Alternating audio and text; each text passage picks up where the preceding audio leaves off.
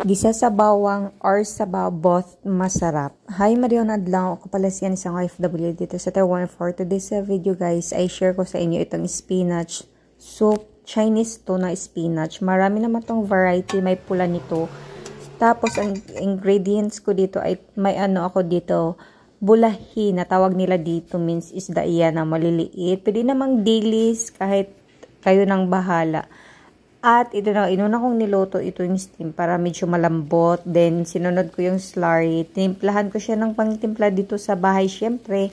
At sunod na yung mga dahon. Kasi ang dahon is mabilis lang naman yan maluto. ba diba? In less than 5 minutes luto na yan. Napakadali. ba diba? Huwag nang pahirapan ang sarili.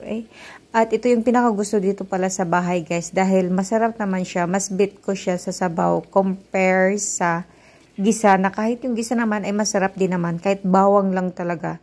So yun lang, kain po tayo.